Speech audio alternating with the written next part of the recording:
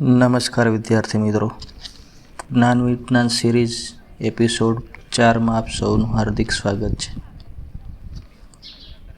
આપણે જાણીએ છીએ કે હાલ ઉનાળાની સિઝન ચાલુ છે, એટલા માટે પાણી પીવું, ક્યારે પીવું એ હિતાવહ છે અને ક્યારે ન પીવું તે આજે આપણે જોઈશું। એમાં સૌથી પહેલાં છે જમ્યા પછી પાણી પીવું હિતાવહ છે કે કેમ જોઈએ આજે। જમતા પહેલાં પાણી પીવું તે અમૃત અને જમ્યા પછી તરત પાણી પીવું તે ઝેર સમાન છે। આ પંક્તિ ખૂબ જ સાચી છે। ભોજન કર્યા પછી 15-20 મિનિટ પછી પાણી પીવું હિતાવહ છે। શક્ય હોય તો અડધા કલાક પછી પાણી પીવું, કારણ કે ભોજન પછી શરીરમાં ગરમી ઉષ્ણતાનો અનુભવ થાય છે। અન્નમાં ગરમી હોય છે અને ભોજન દ્વારા આ ગરમી પેટમાં જાય છે। આ જઠરાગ્નિ વડે ખોરાક પચે છે।